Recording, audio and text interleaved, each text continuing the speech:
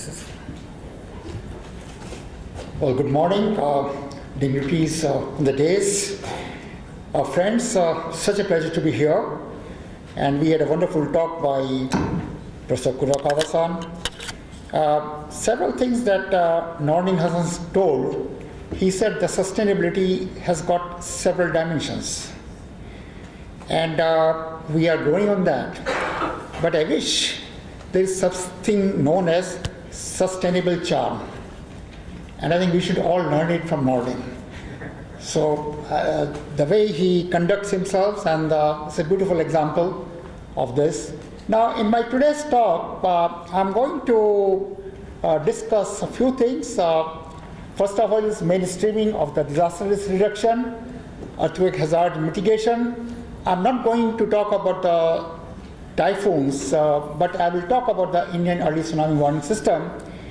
And then finally, we'll talk a little bit about the response to unanticipated events. Kurakawa-san talked about the 2011, March 2011 earthquake and things like that. Now, this is very impressive to see that globally, Asia accounts for almost 68 or 69% of the losses.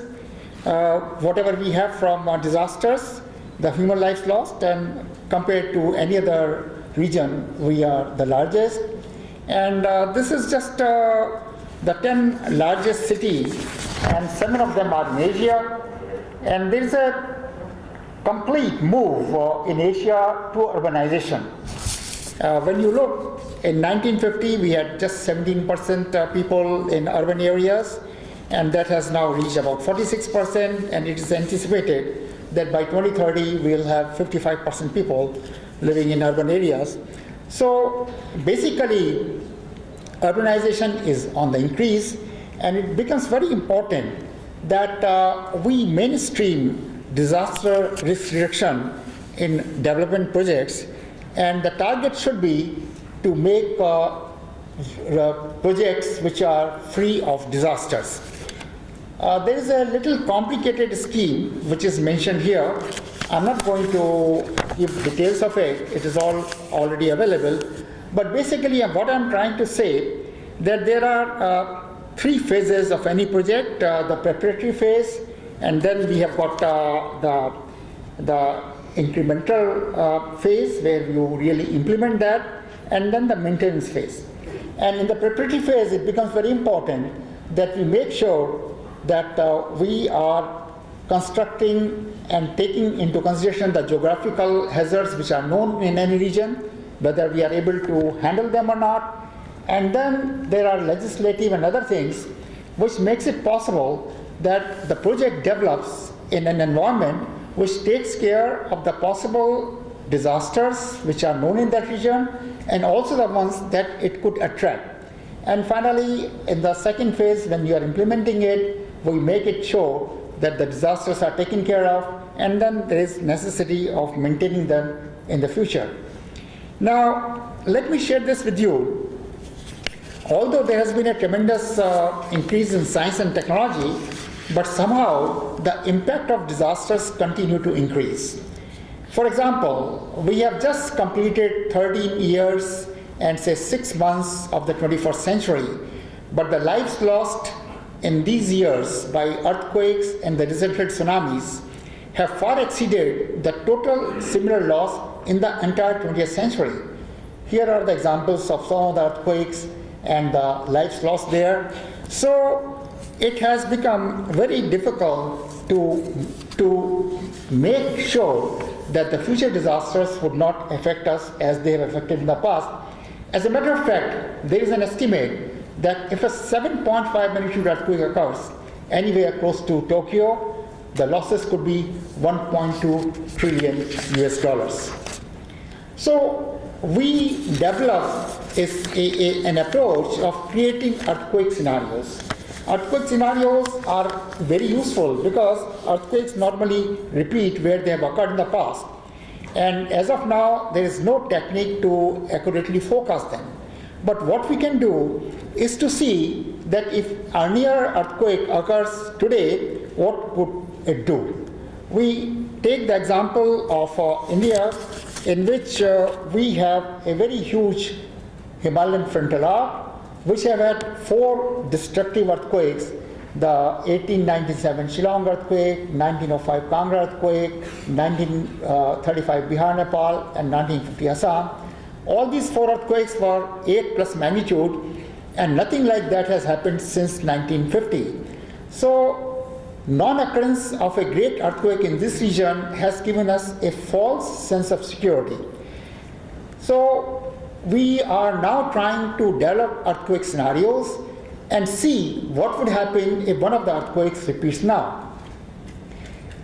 This is just a statistics which tells that between 1897 and 1952, we had 14 earthquakes of magnitude 7.5 and larger. Since 1953, only 2. When we come to smaller earthquakes, that's not the case. So there is a real paucity of great earthquakes in the Himalayan region. And if one of these earthquakes repeat today, the things would be really very, very disturbing. For example, in 1905, we had Kangra earthquake, magnitude 7.8, which claimed about 20,000 human lives.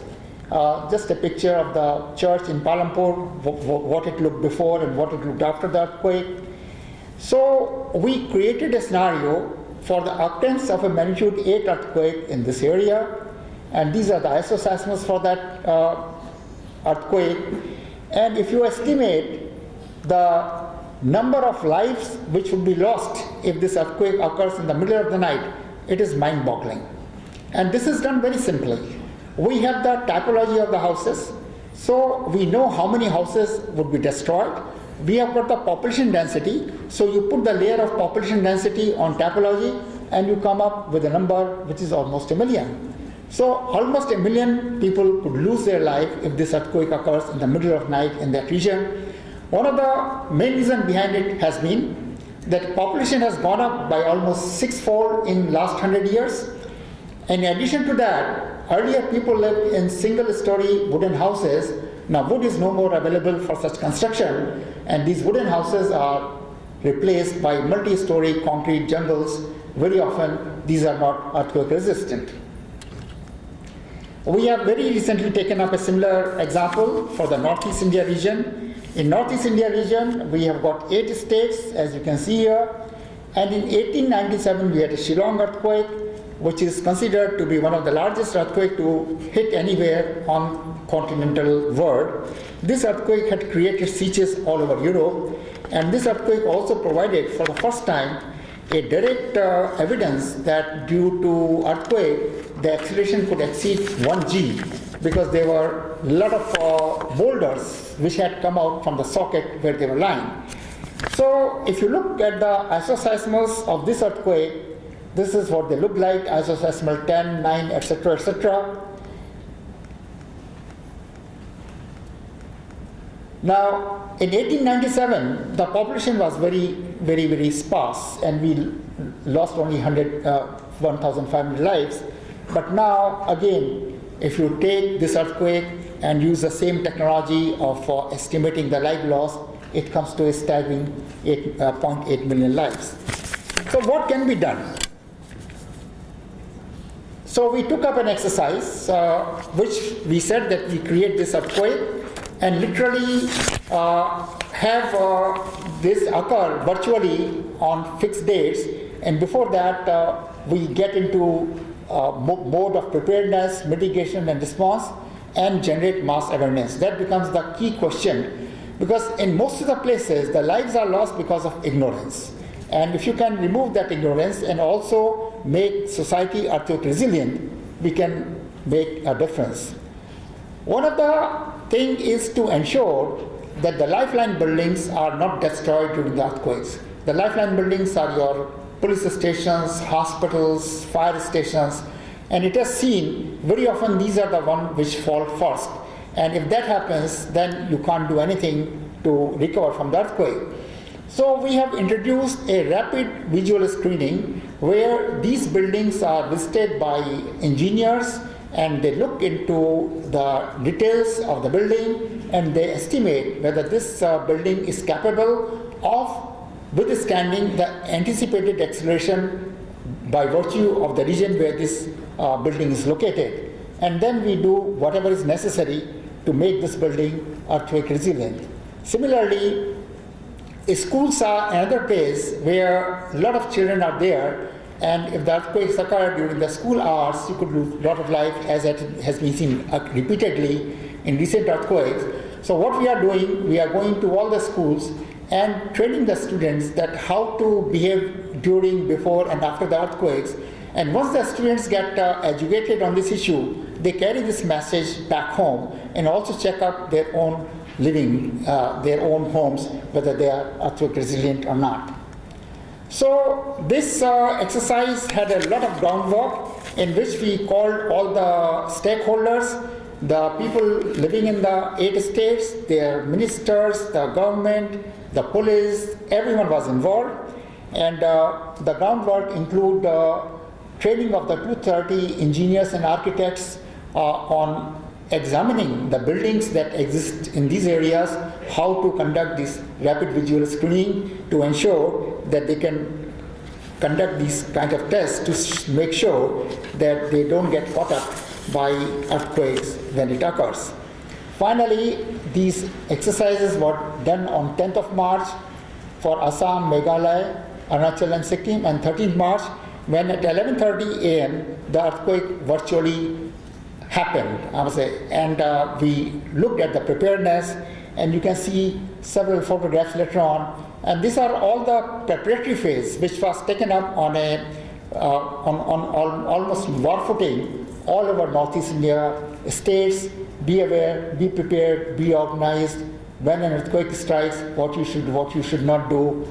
A hoarding in Shillong. So, this all efforts to create awareness among people, what they should do, awareness generation campaigns.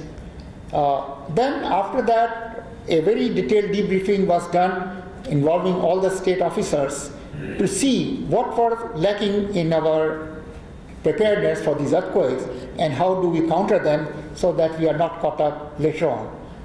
This is what Kurukawa-san had mentioned about the State Disaster Response Force. They're all prepared because, when a tragedy strikes, you might have people, but they don't have the equipment. How do you extract people? How do you cut the things?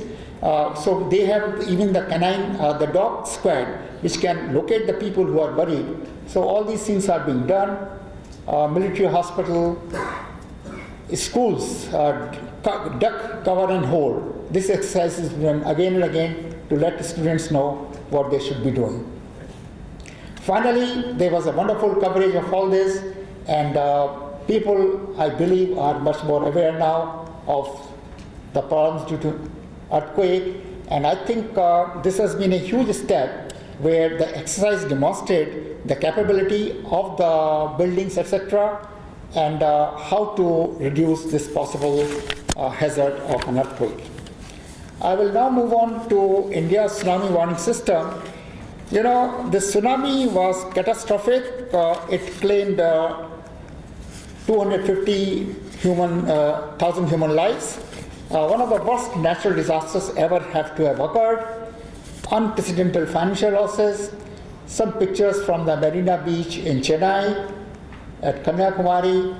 And the basic reason behind this was that tsunamis are not known in this region, as against the Pacific Ocean, where during the 20th century there were 800 tsunamis. In the Indian Ocean there were only 3 tsunamis. So people were totally unaware of the tsunamis. On the top of it, all the rules and regulations were totally flouted, because there is a common law that you should not have any commercial activity within 500 meters of the high tide line. But all the buildings which got destroyed were within the 500 meters. Secondly, what happens in a tsunami, that you can have a wave. First of all, it can be either a trough or a crust. If a trough arises, then the sea becomes bare, water withdraws. And it was a Sunday morning, 9 o'clock Indian Standard Time. People were having a walk on the beach, and they saw the sea going away. They did not know it was a tsunami. So they walked into the sea to pick up the shells and all that. And the tsunami came, and they were all killed.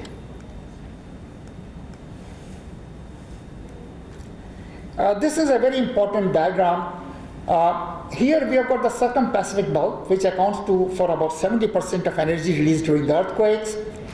Then we have got the alpine belt, which accounts for about 20%, and the remaining energy is released out in the mid-oceanic ridges. Now, the entire circum-Pacific belt is capable of generating a tsunami-genic earthquake. What is a tsunami-genic earthquake? Whenever there is an earthquake below the ocean bottom, and the rupture propagates through the ocean bottom and makes a vertical displacement in the ocean bottom, then the entire column of water gets displaced. And this displaced column of water oscillates, and that's what creates a tsunami. So you can have a situation that the earthquake occurs, but it does not displace the ocean bottom, and so there will be no tsunami. Also, it may occur, but the ocean depth may not be adequate to create a tsunami. So when we look for the Pacific, the entire Pacific belt is capable of generating a tsunami-genic earthquake. As against that, when we come to Indian Ocean, there are only two patches, from Java, Sumatra to Andaman Nicobar and Makaran coast. So there was a very long debate in IOC where I pushed this case that we are very different from the rest of the world, because here the tsunamis can come only from these two regions. So here is a diagram. So if from this region the earthquake occurs here, these are the travel time. This is 1 hour, this is 2 hours. So other than Andaman Nicobar region, where we have got a lead time of only 30 minutes, for rest of the India it is more than 2 hours. So we have adequate time to give the necessary warning.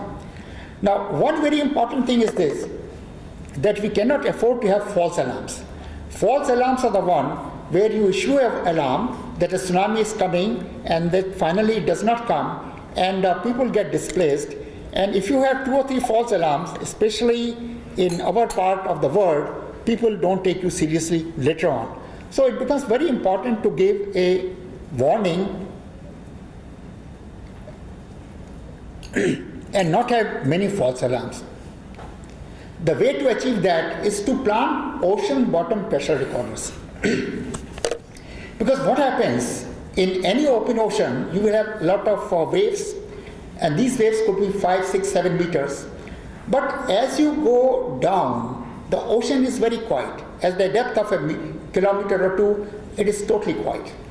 So any wave that you see in the ocean would die with depth, but not a tsunami, because in tsunami you have oscillated the entire column of water. So what we can do is to plant ocean bottom pressure recorders close to the areas which we have identified, which are the tsunami-genic zones. So after these ocean bottom pressure recorders are placed there, once the earthquake comes, we know the earthquake has come. It may generate tsunami, it may not generate tsunami. So to test against that, we have planted these ocean bottom pressure recorders surrounding the tsunami-genic zones. And this was a very tedious thing, because you have to acquire those ocean bottom pressure recorders, plant them properly. It takes a lot of effort and exercise. And equally important is to prepare the vulnerability maps, which we have done for the entire India region. For this, you need to have very detailed shallow bathymetry as well as near coast topography. So you know that if a meter of wave is generated, how much will it inundate, which areas it will affect and where it will not affect. So all this thing was done in a very rapid way in about 2.5 years' time. And finally, it was ready by August 30th, 2012.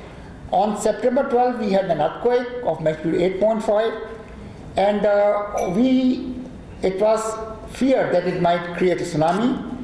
However, our calculations showed the time of arrival of the tsunami and the amplitudes, so it was only 80 centimeters or so. So we said that the earthquake has occurred, but it will not create a tsunami, and this came true, so that gave us a lot of confidence. Now we have got a very detailed system where we have got more than 300 seismic stations globally, which we monitor and generate the tsunami warnings. And we have generated immense computer models for various parts, that if the earthquake occurs here and the size is so much, how much it will inundate, because at the time the earthquake has occurred, there is no time to compute it. So it is already available with us all the time to implement it.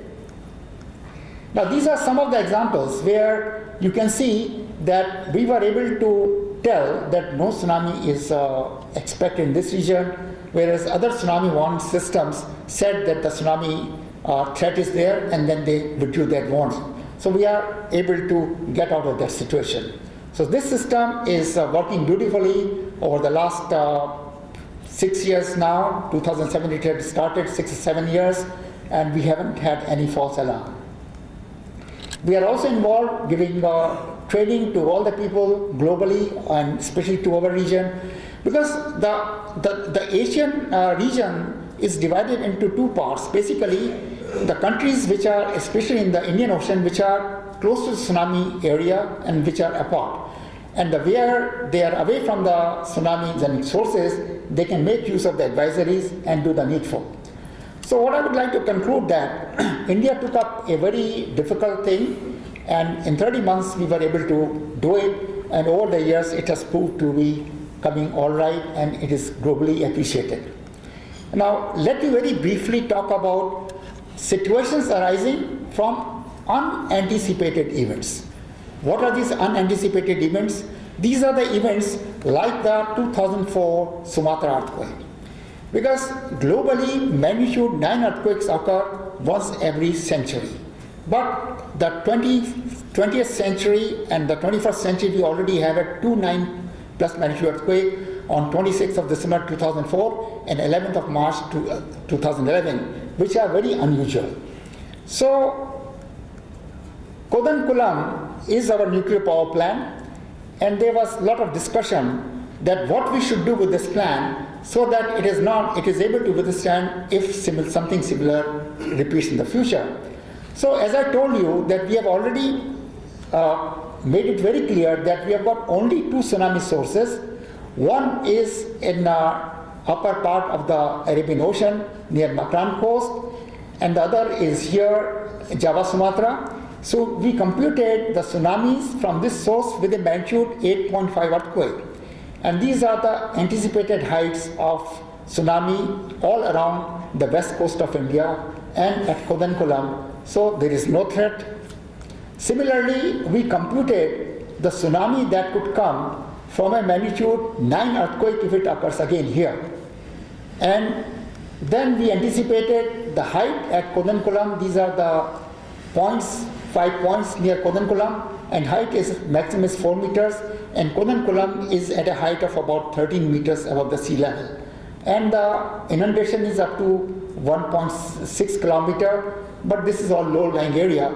So we are very sure that the Kodankulam nuclear power plant is quite safe, even if an event like what happened on 26th of December 2004 repeats, although the repeat time we don't know, it could be thousands of years. This is what is being done in Sendai. This is a plan of the Sendai city where these are the anticipated height of the tsunami, but several protective measures are taken, which is a very ambitious plan. And I think it is good to have such plans, but implementing them costs a lot of money, and one has to take care that what you can do. I think I must stop now because Nordin told me that we are a little bit late. Thanks a lot.